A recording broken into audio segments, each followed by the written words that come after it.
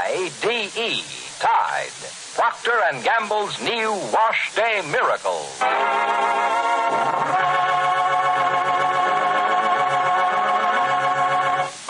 I'm Al Elric. The famous character created by Earl Stanley Gardner, dramatized by Irving Bendig. I'm Al Elric.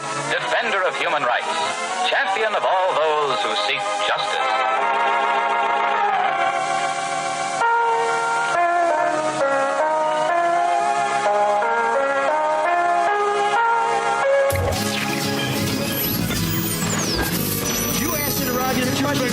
It's gone. What are you doing? Come on.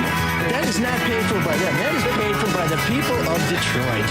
You might be qualified, ML. I'm not qualified for this job. Let me tell you something. You want to go right now? Okay? You want to go right now, Al?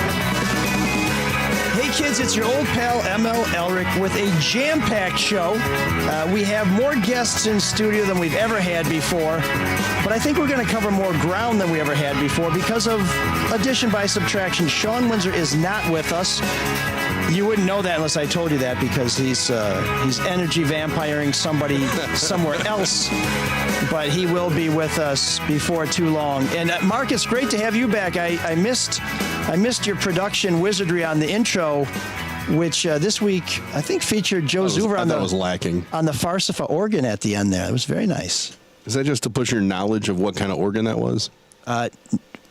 Yes. Boy, there's an opening right there. No, I because I've been reading Nick Mason's book about Pink Floyd, and he talks about their equipment, and Richard Wright's always experimenting on different keyboards and stuff, and so the Farsifa just sounds kind of good. Better than the Mellotron. Makes you sound smart, too.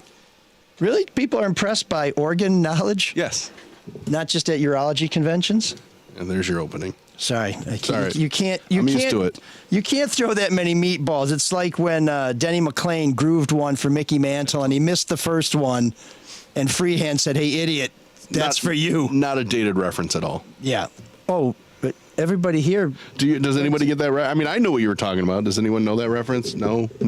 I think August and I are the only guys who were born when Tiger Stadium was still there. But and that's August Gitschlag, who'll be joining us to talk about the Tracksuit 9 party at Whiskey in the Jar. Great charity event that will be happening soon, so stick around for that. But first, we're going to talk to Claire Hendrickson of the Free Press about a story that had, I was going to say rhyme, but no reason, but there was no rhyme either. It's just we spent a lot of your tax dollars to create a poet laureate in Michigan, which is great because we like culture and not just the kind you get in a cup of yogurt, but then they forgot to hire a poet laureate. My choice would have been M.L. Liebler. I just think he has a great name and also some of his stuff actually rhymes. But that was vacant, and Claire's going to tell you about what happened and about how the state tried to get out from under the hammer, which is probably one of my most favorite parts of the story. And then our old friend Mark Kurlianchik, I don't mean that he's old, it's just been a while since he's been on the show, will be here to talk about Cold Water Kitchen, a fantastic documentary that you will be able to see at the upcoming Freep Film Festival. It's a local documentary. This film festival is going on, I think it's 10th year. It's been around for quite a while, and I will be there emceeing a documentary on Elmore Leonard, who is a great local author. Just read a couple of his books recently, and I still think I have like 100 to go because he was that prolific.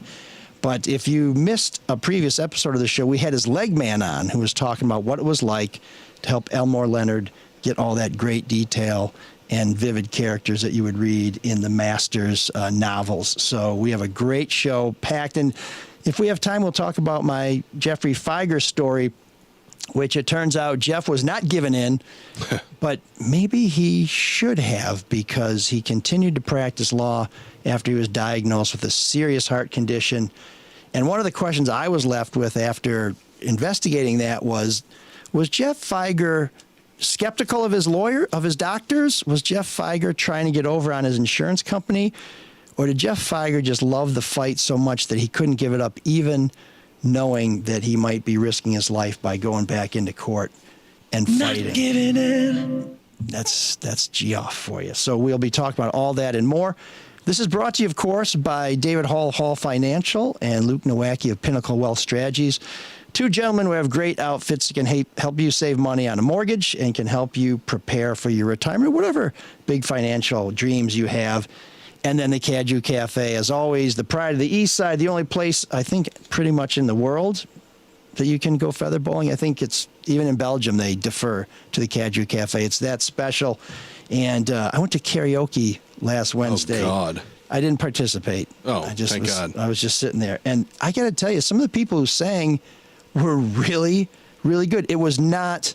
They really let karaoke down, because I think when you go to karaoke, you're expecting William Hung, and instead we had people who could really belt a tune. So there's a karaoke angle on your room 7609 later on today too. Oh, is there? Yeah. Oh, well, so room 7609. If you know, I mean, if you know what the song is. Well, I want to hear that when we get there, because I have a little twist. This month we're doing, and for the foreseeable future, we're doing pop music that either sampled, was inspired by, or is derivative of new wave music. And this week's 7609 entry is a double new wave ripoff. So we'll see. I only caught the one. We'll see. Well, so we got a lot to share. A lot to share. So that's a lot coming up this hour. Mark, how have you been? Where were you? Was this some like work release thing? I mean, you can't tell from the pure exhaustion and bags under my eyes that I was at Disney World with two little kids for a full week. Oh, really? Did you fight a full week? Did you fight with Ron DeSantis while you were there? No. And I have noticed there's no change since he took it over and appointed all his political donors to the board of, what's it called? Is it Spring something? It's got a weird name that Disney used to govern. Anyway, I digress. Yeah, I don't know. I heard that he's trying to get back at him by talking about building a prison near Disney, which...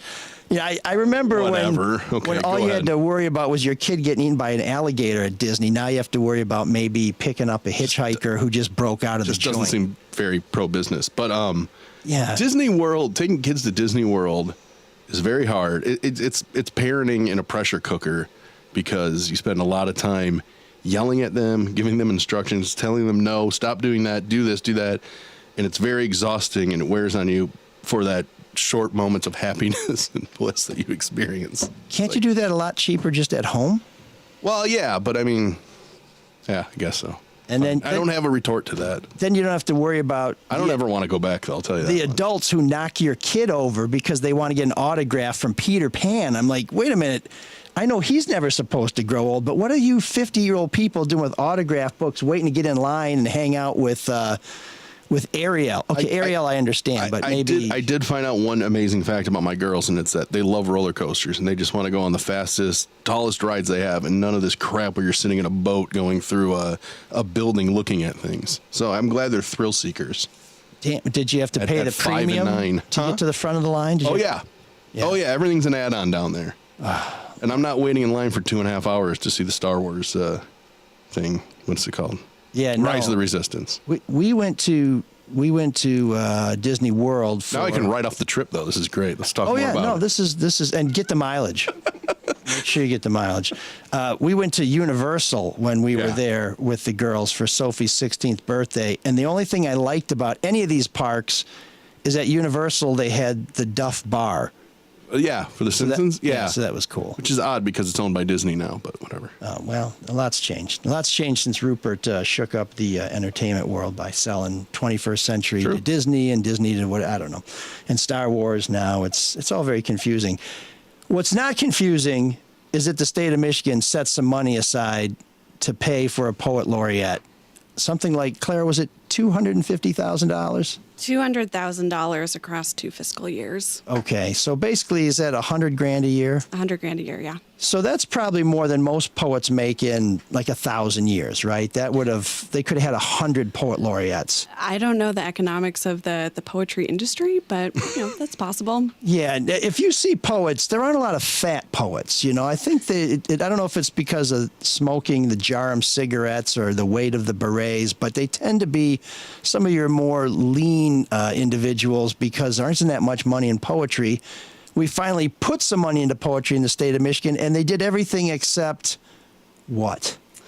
Hire a poet until I started asking some questions about this. And it's kind of funny. I mean, $100,000 seems like a lot. to us, but in government To budget reporters, terms, yeah. Drop in the bucket. it's pretty small. I mean, this is one of the smallest line item appropriations in the Michigan Department of Education budget. And I sort of caught wind of this when I went to the governor's budget presentation earlier this year, where she's asking for money to re-up this program. And so I started Googling Michigan State Poet Laureate. Nothing came up. And we had funding set aside for this after years and years of legislative attempts to get a state poet laureate. There's finally money here, and no one had been hired for the role until I started, digging into this. So who was the last poet laureate? The last poet laureate was a guy named Edgar Guest. He was a free press poet. He was appointed to the role in 1952, and he held it until he died in 1959. And since then, Michigan has not had a poet laureate. So now that Sean's joining us, I should tell you that when I had my tour of the Manoogian Mansion and Get the Bell Ready, after Kwame Kilpatrick got ousted, in the garage of the Manoogian Mansion, there was a framed Edgar Guest poem in there. No way. Yeah, he That's had wild. something about never giving up or something. I mean, he was kind of a classic old school, everything rhymed, like roses are red, violets are blue type of guy. Sure. I guess it probably can be considered sort of lowbrow. Can I, speaking of lowbrow, can I be the Philistine in the room and ask, why do we need a poet laureate? That is a good question. So I want to just We share. got a state bird, right? We may as well have a. Why do we need a state bird? Butterfly, I think. Yeah, there are a lot of different efforts to sort of name a state plant, a state flower, all of that stuff. But this is, a person in a public post to promote literary arts. And it's not like an obscure position. Most states have a state poet laureate. Michigan, until last week, was one of just 4 without a writer for the state or a state poet laureate. Usually we think of a state poet laureate as someone who recites a poem at, inaugurations, that sort of thing. But the focus of this role is going to be getting someone to travel across Michigan, talk about poetry with young people, visit classrooms, visit libraries, that sort of thing. Well, and a poet can be inspiring. The poet who spoke before the inauguration, it was Amanda and in the Gorman, the- I Gorman, think. yeah. Yeah, I mean, that became a national story. That was a pretty cool thing. And I think the state plant now is cannabis, right? I mean, that recently changed that. But the poet, it's one of those things where it seems like we should have it. It could be somebody who kind of captures the feeling of the state, who can put it into verse. But at the same time, these days, oh my God, do you want to have that controversy over who it is? Oh, this poet's, that's all politics. Oh, it's this, it's that. I mean, it seems like a new battle. Not only that, ML, but so many messages are spread on social media. What do we pay public employees to manage social media and manage Twitter accounts? I mean, to me, it's almost replaced the poet laureate. You could get that message out about the arts and stuff through modern technology. Do you know any of that answer, Claire? Like, what is spent on that? Well, I think I don't know in terms of social media budgets within department communication strategies, but, there's something to be said for someone who can kind of try and capture the voice of Michigan. Michigan has a really rich poetry history. Robert Hayden, I learned last week from our new poet laureate, Nandi Comer, he consulted with the Library of Congress and a position that ultimately became the National Poet Laureate position. So Michigan has sort of played its role here in American history in trying to advance the arts through this specific form. Well, plus, do you want the mood of 2023 to be captured for all of his story by Chesterfield Township Joe 69? I mean, it's probably No, but it is. Well, I mean, you got to sift through a lot of crap to get to something that really seems to capture the zeitgeist. Sean, did you get that word? That's a big. I had to look that one up. Sean. It's at the back of the dictionary, right? It's a podcast. You're supposed to speak. But. Right after the Y words. But so, Claire, so you find this out. You start asking questions. You're getting ready to publish your story, and I think I was sitting just down the row from you.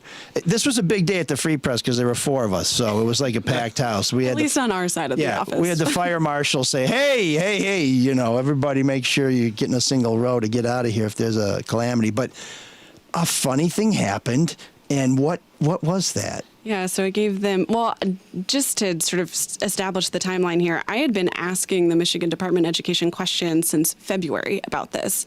And initially I got ghosted, and then I submitted a FOIA request, got an estimate of $630 to fill the FOIA request for poet laureate correspondence.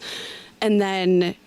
Which means there was a lot of correspondence, right? They must have been working day and night on this thing.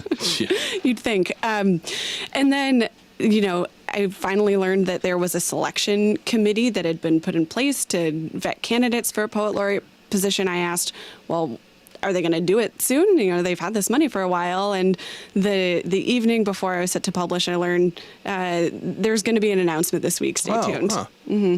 But the crazy thing is they had spent some of this money that was supposed to pay the poet. What did they spend it on? It was over $67,000 on poetry books and promotional materials for future poet laureate events. All that spent, you know, before selecting someone publicly into that role. So does that mean this poet laureate can expect to make about $30,000 after they're done skimming the rest of it off for all this other dross?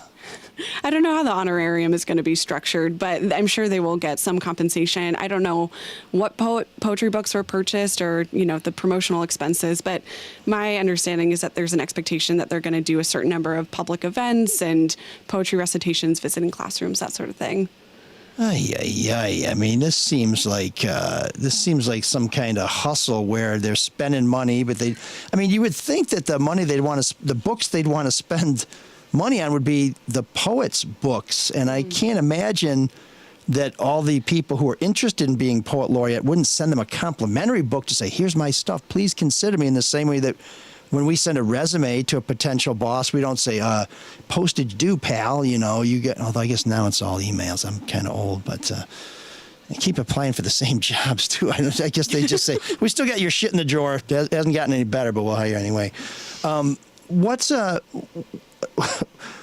What did they say about this poet? Did they actually have this poet in mind when you inquired, or did they say, anybody know somebody who rhymes? Clara's up our ass. Just grab this person. No, I mean, I would assume, just given the timing of all this, they had been, you know, engaged in some sort of selection process. I don't know why it took so long.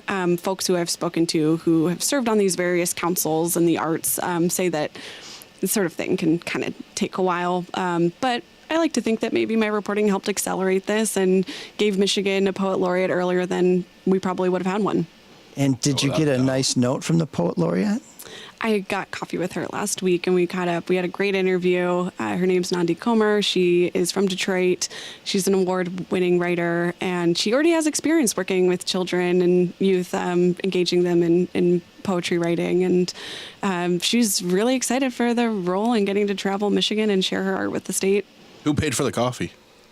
I paid for mine. She paid for hers. All right. Wow. Well, you could have expensed both of them on the food. Exactly. She could have done it on the state. Of course, the poet, she's got this. Your coffee mate has $100,000 to splash around now, so it'd be about time that they get to spend it instead of all these jokers who just found some money in the budget. It's kind of funny because the state had $1 billion that it's paid out in grants, which is never a good thing because they rarely vet the programs, or they do vet them, like, who is this pal who's getting all the money? But $200,000 for a poet laureate not to spend it, that just seems silly. And the thing that I guess troubles me the most is that there seemed to be no sense of urgency until somebody from the Fourth Estate called and said, hey, what are you guys doing about this? Yeah, wouldn't it be great if we could go through every line item in the budget and just, what happened to the money that we set aside? Oh my, if we did that, they probably never thought march you would on write the Capitol. because it's just a drop in the bucket of the budget. Yeah, this is definitely outside of my regularly scheduled programming of covering the governor and the state legislature. But it ended up being a really interesting budget story, and I learned a lot more about Michigan's history here. There had been 11 bills introduced this century to get a poet laureate in Michigan. So it's not like this was a random thing out of nowhere. There had been bipartisan attempts for years to get this done. Jeez, well, it makes you wonder about the quality of our lawmakers when both parties agree we need to do something and they still don't get something done. But that's why we have the Fourth Estate and the much maligned mainstream media, is because we do look at things like this. We do pay attention to things like this, and the questions we ask sometimes do get results. So Claire Hendrickson, Detroit Free Press, you can read her stuff. She covers government. She uncovers government. If you see all these election myths and baloney out there. Claire is one of the people who gets to the bottom of it. She did try and steal the election in 2020. I have to say that. She shouldn't have done that. That was her lunch that was taken into Cobo Hall that turned out to throw the whole thing towards the Green Party. But she's straightened up, so that's good. Thanks for having me. It's been fun. Claire, thanks for coming on. And if you want to support Claire's work, you can subscribe to the Free Press. Go to freep.com. Oh, what's your Twitter, too? Do you have a Twitter? Oh, yeah. Oh, yes. It's at Clara Jane Hen. Clara Jane Hen. And we'll have a link to her story on our website, which is mlsoulofdetroit.com. We'll also have a link so you can subscribe to the Free Press. Drew doesn't like to pay for stuff. So here's what we're doing. This is our Drew deal. If you subscribe to the Free Press using the link on our website, we will send you a $5 Amazon gift card. And then I think your annual subscription price is like $9.99, which is... So it's really only $5 for a year full of free presses, and I think that's probably as much as we charge you to pick up one Sunday edition at the newsstand. So check out that link on our website and support Claire's journalism because there's more poets out there that need to be brought to justice, metaphorically speaking. Poetic justice. Oh, damn! That was a colleague. He gave that line in an email to me last week. Once again, we're bearing the lead here in journalism. But yes, poetic justice. Damn, I like that better than rhyme but no reason, or no reason but no rhyme. I can't remember. It was so brilliant. It's lost in the ether, like so many morsels of wisdom here. Speaking of morsels of Sean's wisdom, laughing at you. Yeah, here's Sean who brings us crumbs of wisdom. Sean, would you care to join us? I think Sure.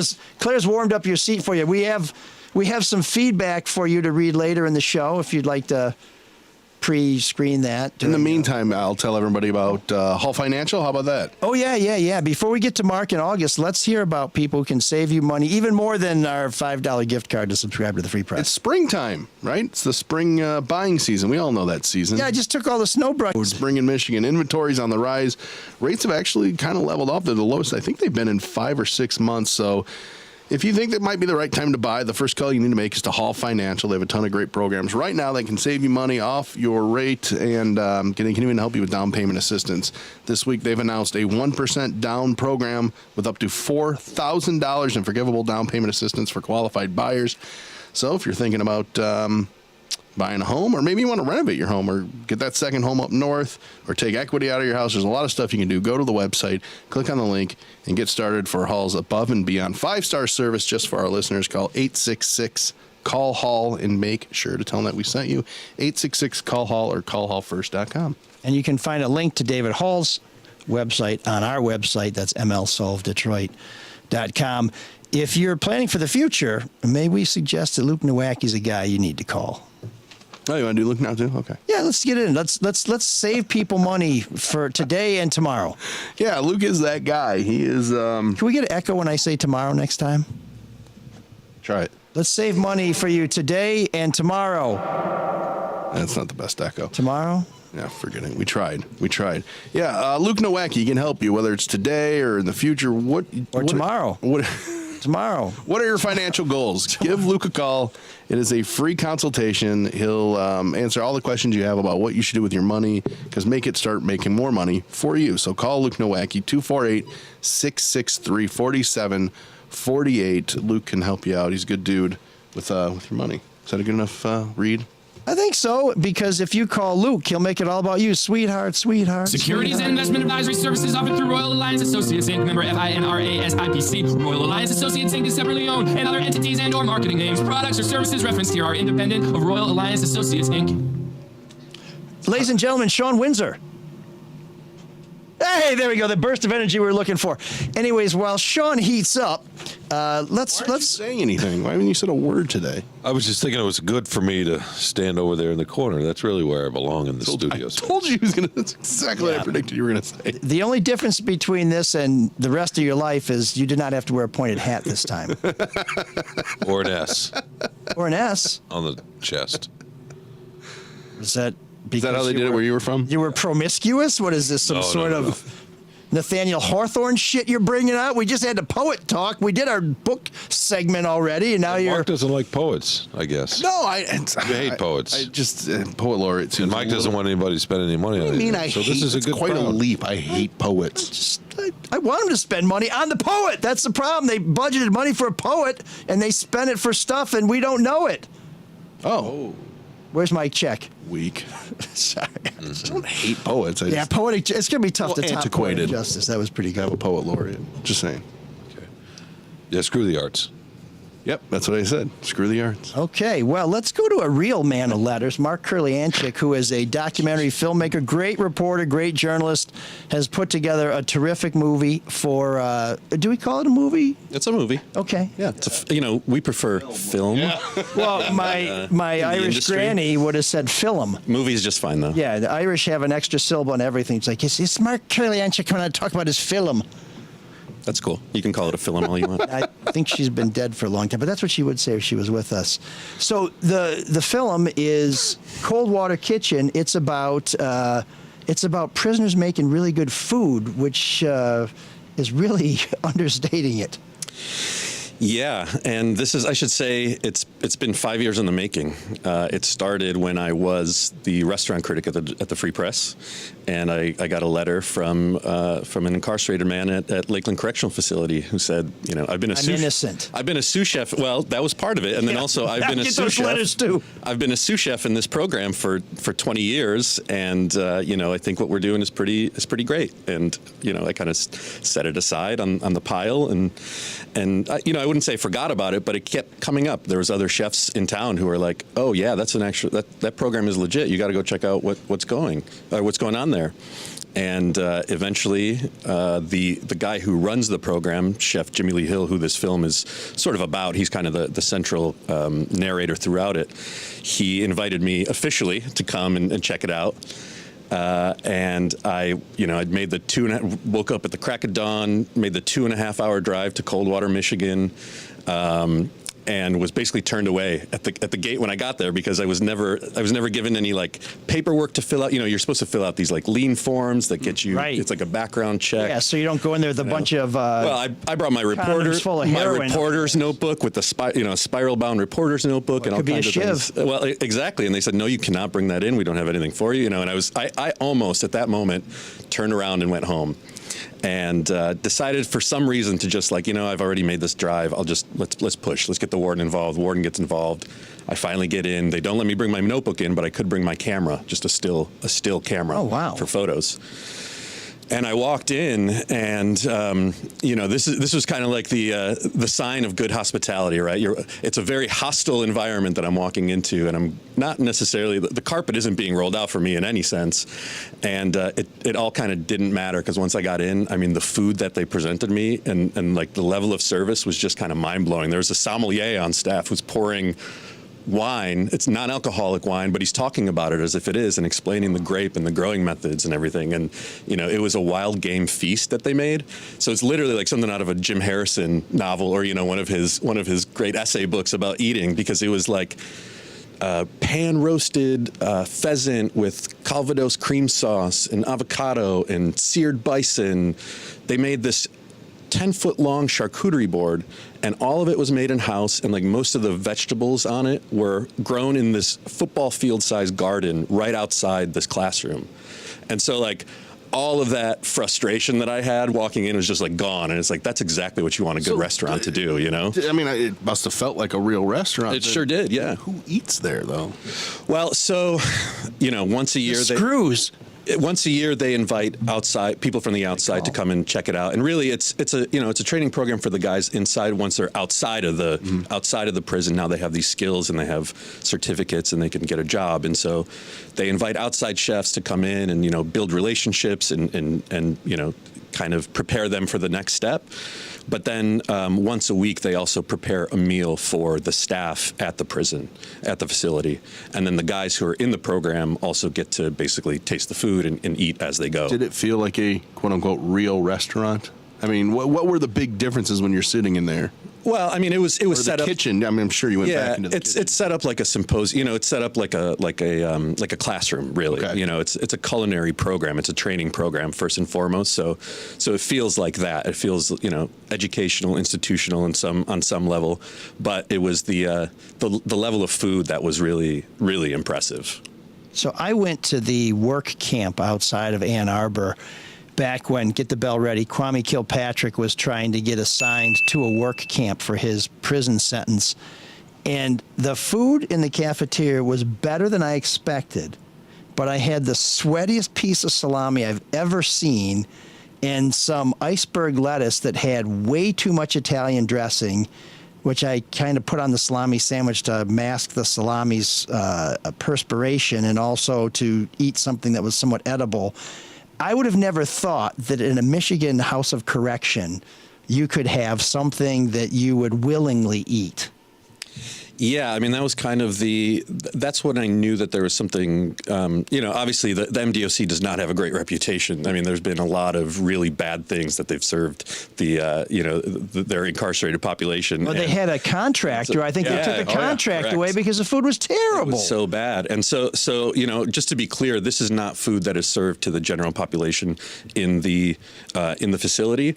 It is really training for the guys who are in the program, and so that they can familiarize themselves with things like, I mean, they are serving things like foie gras and lobster and oysters and, you know, really high-end things that some of these guys have never seen before. And it's educational. You know, Chef Hill, who runs the program, and is he an inmate? He is not. He's an employee of the MDOC of the state of Michigan, and he has been for almost 40 years now. He's been running this program for almost 40 years.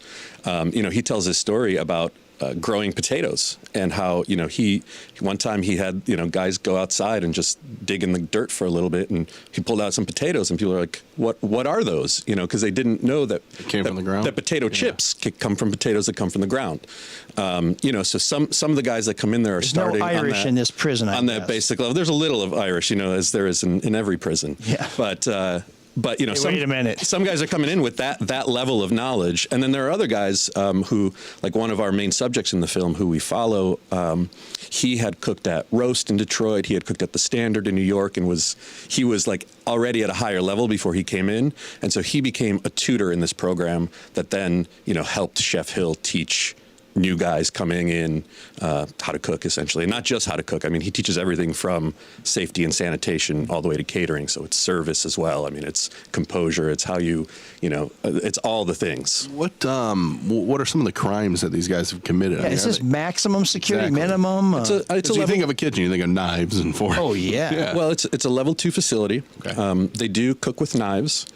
The knives are tethered. So in the opening of the film, you sort of see Chef Jimmy. He gets to work, and he prepares the classroom for his students, and he's locking. You know, he's taking knives off the wall and locking them up at the station so that they can be used at the stations. So again, it's a level 2 facility, so they have everyone from, you know, low-level drug offenses to they have a large population of folks serving life in prison.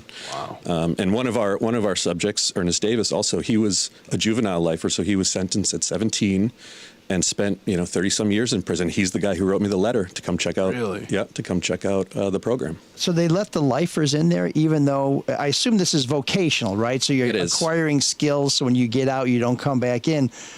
What's the point in teaching a lifer how to make great meals when they're going to be eating that sweaty salami until they die? Well, most of it, you know, a lot of the lifers, they become tutors. So they acquire the skills that then they can pass them on to others, you know. But then there's also, you know, an element of hope. I mean, this is not a place that there's a lot to live for, you know, when you're looking at life without them. Treat it as an escape, and they're excited. That's exactly it. That's you get some good eats, right? They get to eat some of what they make. Yeah, for sure. And they get the fulfillment of like having something to look forward to and escaping the yard, you know what I mean? Which is not a place that is pleasant, you know? And so you can go in, you can work on yourself, you have purpose. And that's a lot of what this program offers too. I mean, it's just, and that was really the thing that like, so after that visit, I wrote a story and was talking to the guys who are in the program there, and every single guy said, you know, well, when I'm in there, I feel like I am not in prison. I feel like I'm in grandma's kitchen, and and the world is mine again. And I mean, that's just such a powerful thing. And the fact that you can do that through food, for me, as a journalist, as a storyteller who uses food as like the prism to talk about other things, to talk about people's lives, that was like, oh, there's something really special here. This isn't just a story in the free press. Like, we got to follow this. We got to, figure out what's going on. In the film, do you follow some guys that get out and then? Yeah, we do. Can you share some of the success stories? Like, how high have they climbed in the culinary world? I mean, one of the guys who we actually filmed with him, I met him in the program when I visited, and then we started filming with him the day that he gets released from prison. He runs... What was he in for? Can you say? It was a drug charge. Yeah, drug charge. He did 7 years. So he gets out after 7 years, and a few months later, he opens a carryout joint on the east side of Detroit. Still going strong now. The Green Mile Grill. You can go check it out. It's Green Mile Grill. It's not very far from you, ML, on the east side. I think it may be in District 4. I mean, I'm still going to Shawshank Shawarma. Shawshank. Wow, is that a thing? No, I just you had the Green Mile, so I thought pretty good. I thought I'd get my Stephen King in there. Admit it, Sean. That was pretty good. It was very good. Well, working title at one point was Lamb Shank Redemption. That's. I don't know if I want to go to a prison restaurant that has shank anywhere in the name, but still. So where is it now? Tell me about this place again. The Green Mile Grill. Oh, the Green Mile Grill. Yeah, it's on Harper and Connor, basically. Shit! Yeah, that's like 2 miles from my house. Yeah, it's not far from you. It's carry-out only, but I mean, Dink does seafood boils, he does lamb chops, he does some really great smoked wings that I had last week. Yeah, check it out. So, I mean, is this the only kind of program like this in a prison, at least in Michigan, that you know? No, it's not. Actually, Michigan has 11 of these food tech programs. Oh, they do? Wow, okay. However, what sets this program apart and this story, the reason that we focus on this one is because Chef Hill is not like most employees of the MDOC or other people who run food tech programs. It's he doesn't look at any of the files of any of his guys that come into. So he's a very spiritual man. He's a man of faith, and his whole outlook is when the judge hit the gavel, they sentence, that was the punishment for these guys. I'm not here to punish them. Yeah. I'm here to give them skills and support. Well, yeah, if you want to lessen the recidivism, you don't want them coming back that's in. exactly it. And so, instead of, a lot of the guys talk about how prison is such a dehumanizing, place. And that's, once you enter prison, you're starting that process of dehumanization. Even the term prisoner, right, is part of that. You take away somebody's humanity by labeling them prisoner. And so what Chef Hill does is the opposite. He basically says, you come in, I don't care what you did. As long as you're here, you do the work, you have a second chance. Everyone is deserving of a second chance, and he starts there. And a lot of these guys haven't had a ton of positive influence in their life or a mentor or a father figure, and so he becomes that for a lot of them. It's not just I'm going to teach you how to cook and cut things. I mean, knife skills are certainly part of it, but there's so much more beyond that, and it's just having faith, trusting in them. He always says, if you treat them like animals, they'll act like animals. When you treat somebody like a human being and you treat them with respect, I mean, it doesn't matter what they did. There's the possibility for goodness, starting at that point. So the film is done, you said what took 3 years? Is that how long you said it took? Well, five. Okay. Yeah, your project. Five from the time I set foot into the facility to it, now screening basically in Detroit. So then what happens? Do you try to sell it to a distributor? I mean, what are the plans for this film? Yeah, I mean, it's in its film festival run. It had the world premiere at Doc NYC in November. Now we're having our homecoming. The Michigan premiere is April 26th at the DFT inside the DIA. Just want to mention that. Yeah, that's the Detroit Film Theater, so right in the Cultural Center. So please come and see it. And then sorry, I didn't mean to interrupt you, but DFT at the DIA. Yep. So this is the Michigan premiere. It's opening night of the Freep Film Festival. We've got a couple of film festivals out west that it's going to screen through. But yeah, it's all on the path to hopefully finding wider distribution. Getting it on a PBS or HBO or streaming partner. Yeah. And how does that work? Are you pitching that at the same time that it's touring, or is there sort of a process that you go through? Yeah, I mean, it's different. You know, the ecosystem for documentaries is very different now, and it's in flux. But yeah, I mean, the whole film fest run, the goal is to get somebody to see it who believes in it and wants to see it, you know, distributed widely. So, I mean, that's going on while we're also trying to, you know, make deals. Yeah, in the background, or I guess you could say. It seems like documentaries go through cycles. I don't know what's a documentary anymore. Well, right, yeah, nobody watches them, right? Then all of a sudden, everybody watches them. No, but now, Man with a Plan comes out, you know, like 30 years ago, and people, what is that? And then you have the Aaron Hernandez documentary, and then that becomes popular. Making a Murderer was another big one. Yeah, and then documentaries become kind of very chic, and we have all these streaming services, and there's this demand for content, and it seems like making a documentary these days isn't so much a passion project or something that, you know, a few people in a coffee house are going to see. There's a potential for this to make major waves and to have a large audience. Mark, does it open up with a drone shot? It doesn't. There's no drone whatsoever. Oh, wow. No drone then it's whatsoever. not a documentary, because every documentary opens There's with no a drone talking shot. heads either. There's not a single talking head in this film or a drone shot. I don't know what this those is, two then. decisions were very intentional.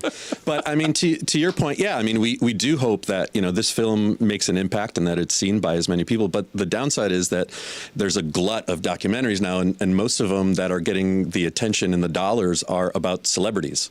So it's like publishing now. Yeah, pretty much. Or it's like it's a PR sort of thing for somebody's, you know, to revive somebody's fledgling career or their ailing career. Yeah. And so that, you know, films like this, if they break through that's a huge success, and it doesn't happen very often. I mean, our fingers are crossed, and, you know, we do have the power of the free press behind us, so that we can at least make maximum impact here in this state where, you know, some of the policies that are talked about in the film are addressed. Like, that's ultimately what we're hoping for, is that there's a policy called overfamiliarity, and it comes up in the film, and I want to just touch on this real quick. And it is a really broadly written MDOC policy that basically says that once these guys get out, so like Ernest Davis, right? He's in this program with Chef Hill for 20 years. He's his right-hand man. Chef Hill is his mentor. He gets out and is on parole for 3 years. And in those, or I think it was 2 years, he was on parole. In those 2 years, he is not allowed to have any contact with Chef Hill. Zero. Because Chef Hill is a state employee, and he cannot have contact with anyone that's under state supervision. What? Really? So he can't turn to him for help. He can't. That's exactly right. Well, now I imagine there's some rhyme behind that policy, or some reason behind that policy, like we don't want you to train your next employees and you become I mean, what is the explanation for that? Do they tell you? You know, it's very broadly written. And we got sort of like dinged for it by the MDOC because we were communicating with guys via JPay while we were going inside every month. And so there's an issue if you're, you know, developing a relationship, you know, you could get swayed and you could come, you know, be a mule, you know, whatever reasons they are. It's basically so that you can't develop a deep relationship with somebody that then, you know, turns into some way of, you know, something nefarious, basically. Wow. But which is kind of ridiculous in Jimmy's sense because he's been working with these guys for some of them for 20 years. Well, you would hope you could get some kind of waiver. You know, right. Yeah. So that's like, if, you know, to make a fine point on it, that's a thing that we are hoping that this film starts a conversation at least around that issue, that, you know, maybe there is some kind of middle ground that we can find to be able to allow Jimmy to be the mentor that he has been, to continue once they're out and are at the, you know, arguably the most vulnerable point in their transition. So when I was running for city council, we shot a lot of video because I thought that if I made it or didn't make it, there might be an application for it, either for some biographical stuff or just to tell people what it's like to run for office. And then at the end of the campaign, I didn't have a job and I had all this video and I had, in theory, all this time. And I thought, okay, what's it going to take to make a documentary? And I very quickly realized I would need to spend. Really didn't want to see it. Well, there was. I like that you made it about you. There was that. No, I just wondered if we had a bell for that too. We need a second bell. We're getting to. Sometimes people like to relate their experiences, Sean. But what I was getting to is, to do that, I realized it would take years of my life to do. That's Sean's contribution for the show today. Sorry, go ahead. Don't hurry next week. Not that you hurried this week, but I realized it would take years to do, tons of money, and in the end, no one might want to see it. You spent 5 years on this. I mean, I know your work, so I know it's going to be gorgeous, but were you trying to change policy? Was this something that you just felt passionately about? Are you hoping to make money off it? Did you know it was going to take 5 years? I mean, do you get in this thing and start saying to yourself, what the hell? There's no turning back now. I mean, is there a point of no return where you say, I need to do something else, but I'm so close? I mean, I left the Free Press almost it's been 2 years now, and I continue to work on this film pro bono. I mean, so money is not the driving force here. I mean, you hope that there's some kind of impact on a policy level, but really it's anytime we put something out into the ether, it's a battle for hearts and minds, right? It's like we got the privilege to tell story from a place that isn't often accessed, and like to be able to spread that story. And it's so different than the stories that you hear about prison, right? I mean, it's all the stereotypes about prison and what happens and who the people are thrown out in this piece. And I just, personally, for me, like my mission is to build empathy among people. Like we suffer from a lack of empathy for each other. Like we don't see the humanity in one another. I know, Sean just took a shot at me. I mean, I'm a human being. I'm sitting right across from you. I do have a question. You mentioned the Free Press. We obviously have a really, really good we know Sean has a question because it always starts with, I have a question. Where is this going? When are you going to come back? I mean, maybe there's a different role. Is there going to be something to come back? Are you hiring? Do you hate Lindsay that much? You want to push her out? I just said Lindsay Green does a great job, but there are other roles there. Yeah, but I'm pretty happy doing what I'm doing right now. You might be a little happier coming back. Well, make me an offer, Sean. And so Mark, he's the guy over there. Let me explain to you how this works. Unless you're as unhappy and stuck where you are as Sean, you're not reaching your full potential. He wants to drag everybody. He's like the guys who dragged Michael Corleone back and killed the Pope. Yeah, let's go back to that empathy thing, guys. Sorry. Yeah, maybe this is the documentary. Can you come back to us in 5 years and let us know how this turns out? Yeah, right. We're starting right now. Soul Detroit podcast documentary. When you're doing clearly this means a lot to you because you made a huge sacrifice of time, of financial sacrifice. I mean, yeah. So first and foremost, this is a story that you feel you need to tell.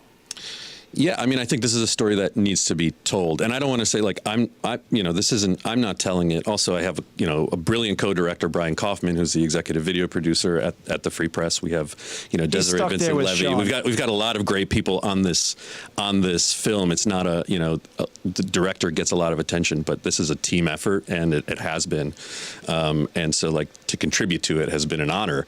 But also like the work that Jimmy's doing is like it is if we get more people like him, if we get people to understand what goes on, and then we get more people like Jimmy into the system, like maybe it'll be a more humane system. And you know what? Maybe like we will have less people locked up for. The thing is like the way that our system has been set up is like we are all complicit in it. Like we all pay taxes. This is a public system that and yet we don't know what goes on in most of these facilities, right? I mean, we just learned about how the inmates have to line up in the rain for their medications. I mean, and the MDOC is historically very opaque. So the fact that we got a little bit of light into this little corner of the place, and it's a good PR thing for them because this program really is amazing. But like, so let's make a lot more of these programs and let's make this the standard. You know what I mean? Of what guys who are coming from a lot of structural issues in their lives. You know, I mean, it's poverty that's driving a lot of the body counts in the prisons. You know what I mean? And so I don't know. I just thought it was it's something that like this is a vehicle for change. It's a vehicle for empathy, compassion, for changing the narrative, for even just like if somebody sees it and says, "Oh, I always thought that guys in prison are horrible and have no." Well, you think Oz? There's no, exactly. There's no redemption. It's like, well, what's the point then? You know what I mean? There has to be a point to this. And otherwise, like, not all prisoners are the same because not all crimes are the same either. Right. So it doesn't mean you're letting out dangerous pedophiles or murderers. Right.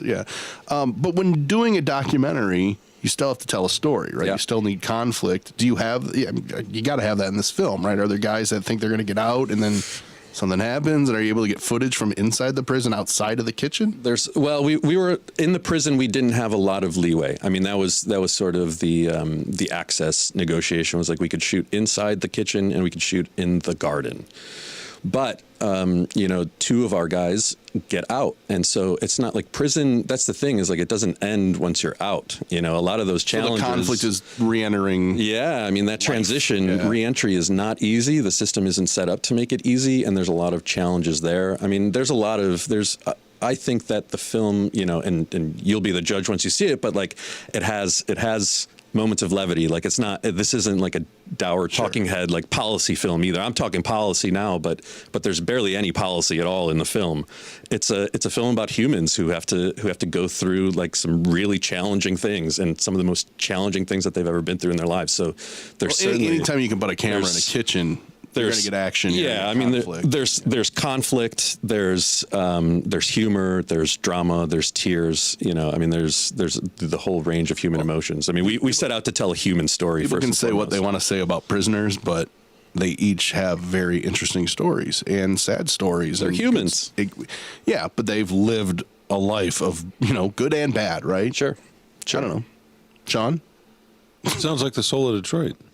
I'm just glad there's a show about cooking that doesn't involve some English dick yelling at people. I mean, that's going to be refreshing.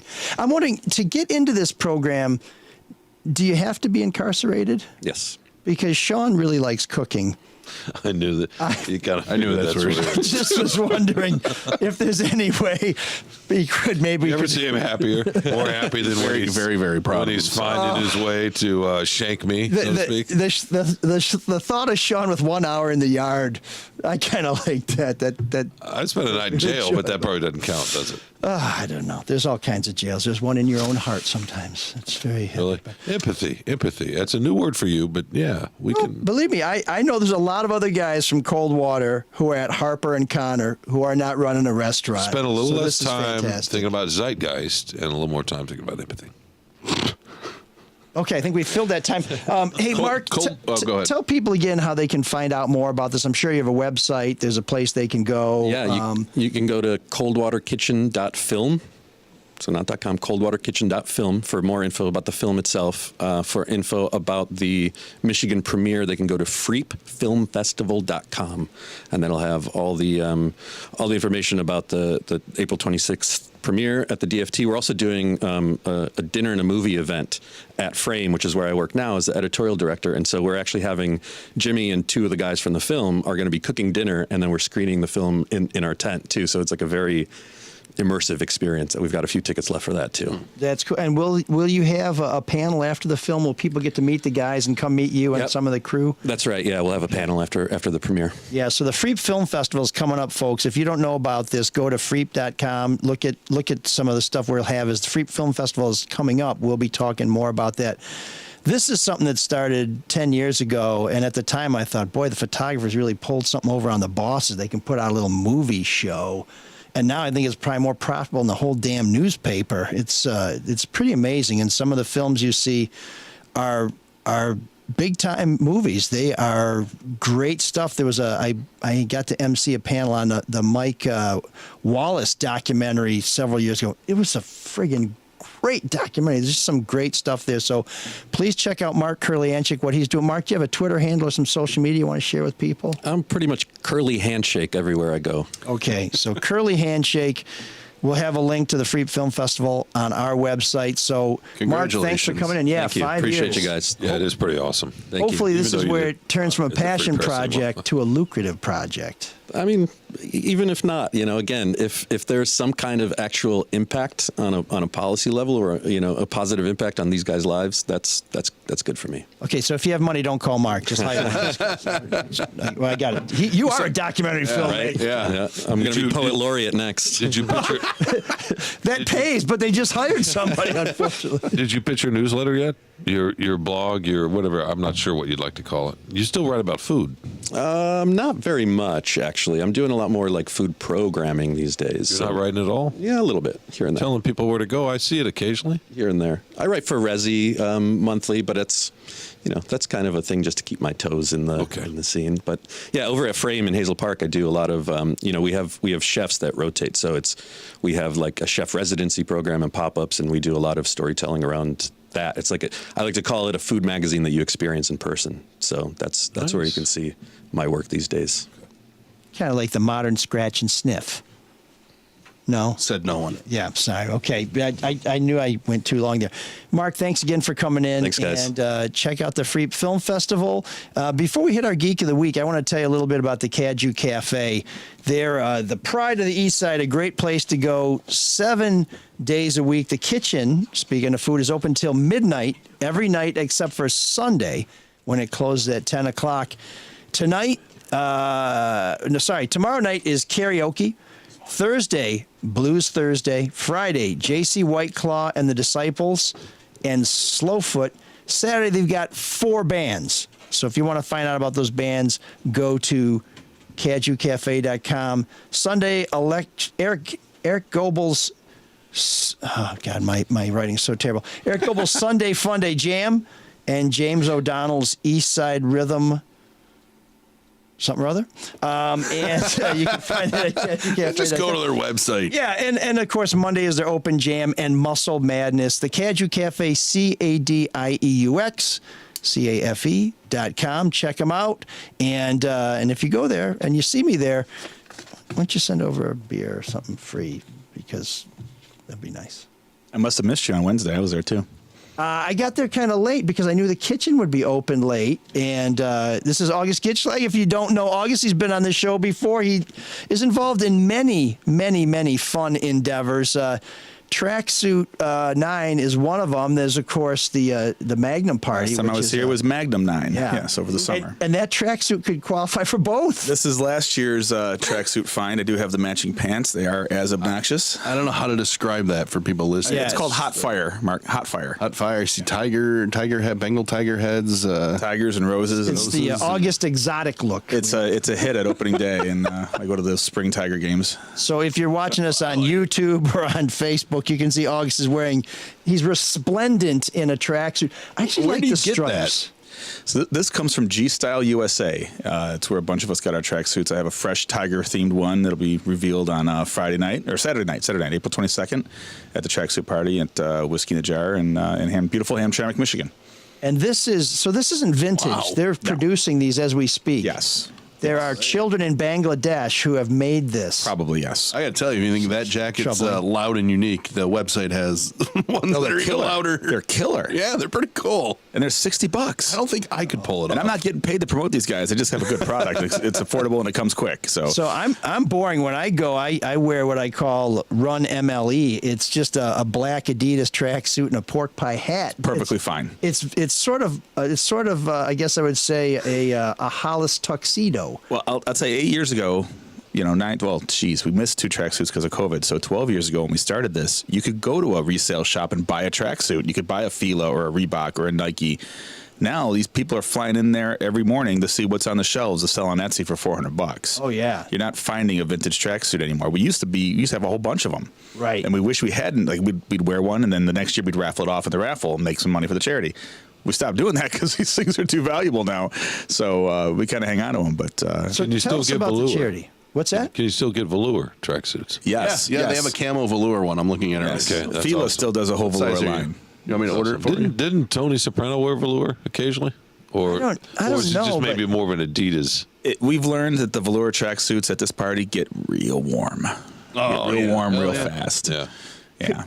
Could you kill yourself by getting out of your car in a velour tracksuit and then touching the tank? You know, like how they say you should Static. tap something to like you're like when you used to wear corduroys, you have that, and then you'd touch a doorknob or something, like, because you were generating energy. Velour is got to be even worse than corduroy because there's no ridges. It's just all. I had this wonderful all Puma, flavor country. a wonderful green velour Puma. I think I wore for the 3rd or 4th tracksuit party, and I would wear it every Sunday in the wintertime. It was just so comfortable. And then I was living in St. Croix Shores, and my roommate was dating a not the best person, and her and her real boyfriend robbed the house. Oh. And one of the things they stole was my laundry basket full of clothes, including my green velour tracksuit. Hope they were dirty. So St. Clair Shores, they were clean. St. Clair Shores police calls me a couple of days later. They caught the guy. We kind of knew who it was, right? And they're going through the list of things that they found. I'm like, please have my tracksuit, please. I'm like, they're going through it. I'm like, no, I don't have a shaving kit. No, I don't have that. And I finally go, was there a green velour Puma tracksuit? She goes, oh, that's what he was wearing when we arrested him. Like, damn it! Nice. I'm not getting that back. Well, didn't he trade it in for a jumpsuit? I mean, wouldn't he put that? I didn't want it then. Really? He didn't get that bag with the Swedish penis enlarger he can when have he checked out? He needs it more than I do. Oh, shit. So who benefits from this? Who's the... So this one, like the Magnum party we did in the summertime, that all goes to local cancer charities. This one is earmarked for Hamtramck. It goes to the Detroit Friendship House, which is a food pantry in town. It's been there for over 100 years. One of the oldest nonprofits in the state of Michigan, actually. And it only serves 48212 residents. Okay. And I'm on the board of directors there. I have been for about 5-6 years. And that's when we locked it in that this project will always benefit the Tracksuit Party will always benefit the Friendship House. So this is a great event. It's at Whiskey in the Jar. It's going to be shoulder to shoulder. People wearing some outrageous gear. Great DJ. If it's the same Tom guy T. you had. Tom T is DJing. Yeah, and we have the outdoor patio open. So if it does get a little warm, you can always step outside and cool off a little bit. And you also have some raffles and some other fundraisers throughout the night? We have raffle off big screen TVs. We have gift cards to so many local restaurants, including our friends at Cadger Cafe gave me a bunch of gift cards. The Charlevoix, Pat O'Brien's, Firebird Tavern downtown. You'll have booze baskets. There's usually some sports baskets, DCFC stuff, Tiger tickets. DCFC stepped up with a bunch of tickets and scarves. We got Michigan tickets. We've got all Michigan kinds of Panthers. You can play on the team if you win the raffle. And 1-0, baby. Next year.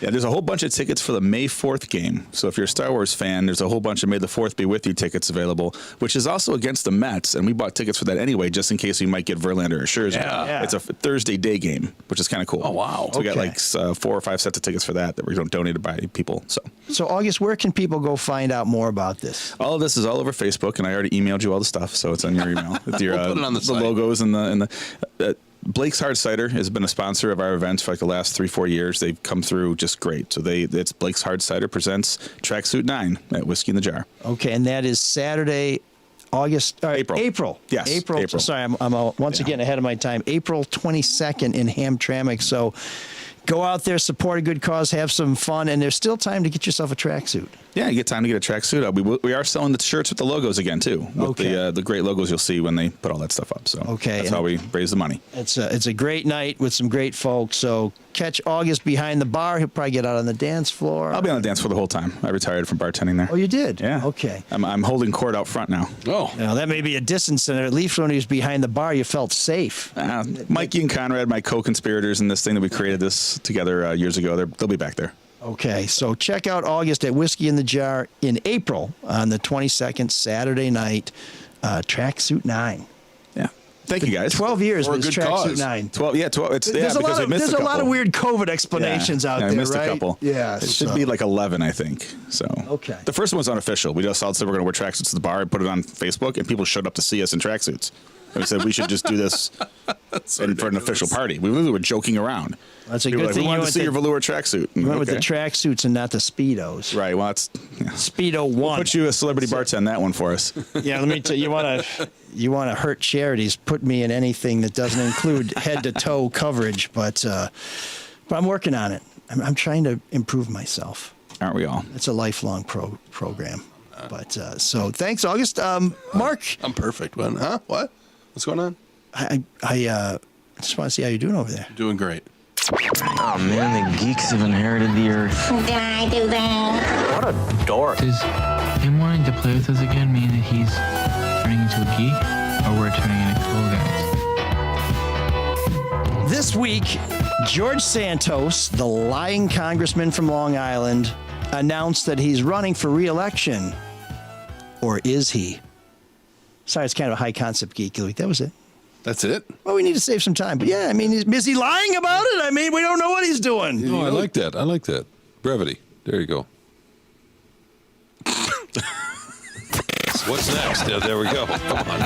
That was your cue, Mark. Oh, I got it. See you again. I thought there was going to be more. Never. That's what they said when I was in the Speedo party. I thought there's going to be more. I said, well. It is cold in here. Dance together all night if you've got the time.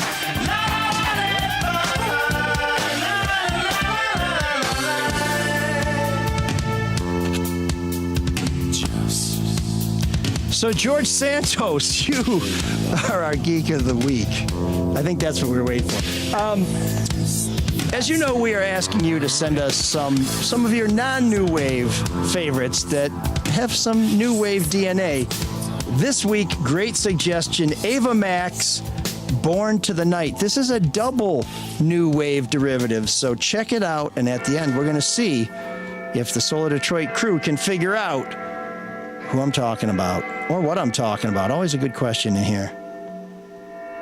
Ava?